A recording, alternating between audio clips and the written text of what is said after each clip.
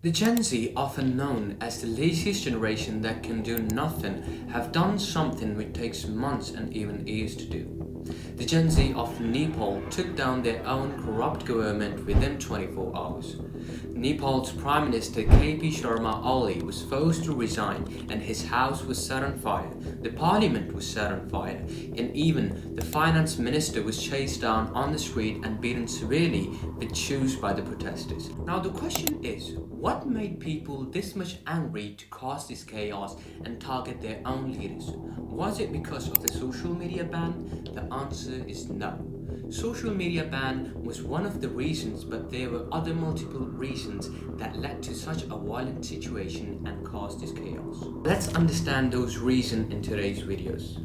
On September 9th, 2025, thousands of people gathered in Kathmandu, the capital city of Nepal. Most of them were the young ones between 20 and 25, often known as the Gen Z. The protest was organized by an NGO named Harmony Nepal and was marching from Kathmandu towards the parliament. The protest was said to be completely peaceful and non-violent, but the government deployed police who started using water cannons, tear gas and rubber bullets to take the protesters back. While the clashes were going on between the protesters and the police, what happened next completely shook the entire nation. The police opened fire at the protesters with live bullets. At least 19 people were killed and 400 people were injured. And when this news reached out the people of Nepal, the whole nation came on the streets and the roads against their government. The government tried to impose a curfew but failed.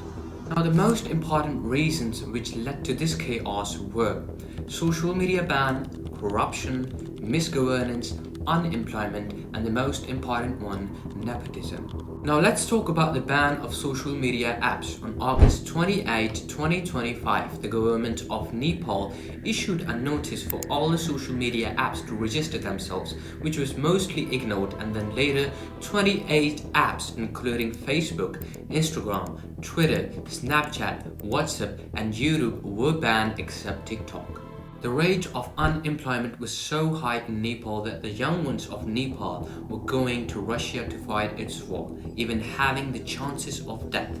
By February 2024, a total of 15,000 Nepalis went to Russia and joined the Russian military to fight its war and feed their family. Let's talk about the nepotism. The sons and daughters of the politicians were showing off their luxurious lifestyle on social media, while most of the population of Nepal was suffering with hunger and unemployment. That the hashtag NepoKid got trending on the social media apps, and when the social media apps were banned, the people flooded the app TikTok with this hashtag NepoKid. Another reason of that chaos was corruption. The Nepal Congress head, named as Sher Bahadur Deba, was accused of taking illegal commissions in the purchase of aircraft, and his wife Arzu Rana Deba, who was the foreign minister of Nepal, was also accused of turning Nepali citizens into Bhutanese nationals on the papers, and then sending them to the United States as refugees. Another politician, named as Pushpa Kamal Dahal, was accused of diverting the money meant for Maoist guerrilla fighter and keeping those billions to himself.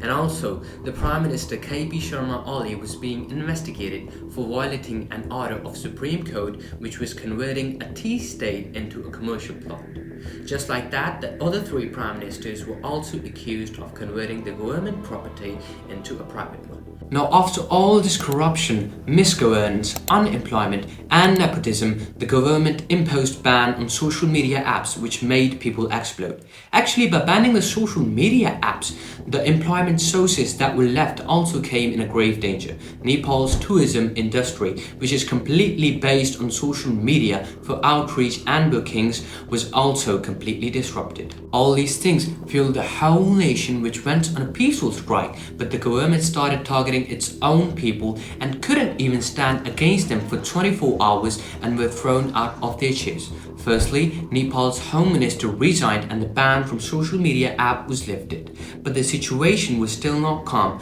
The houses of ministers were set on fire, who were being protected by the army through helicopters. And finally, on September 9th, 2025, around 2 p.m., the Prime Minister KP Sharma Oli resigned. After the protests, a poll was organized by the protesters to elect their prime minister. Sushila Karki won the majority of the votes and was elected as the interim prime minister of Nepal. Karki immediately called for calm and announced that the new elections would be held on March 5th, 2025. Now, if you talk about the damages, a total of 77 people lost their lives in this violent chaos of Nepal, and a total of 2,100 people were injured. A lot of government buildings were also destroyed. This was the whole scenario of what happened in Nepal, in the violent chaos of Nepal, and what was the reason behind this. So if you want to see more videos like this, you can hit us a follow and stay updated with what's happening around the world.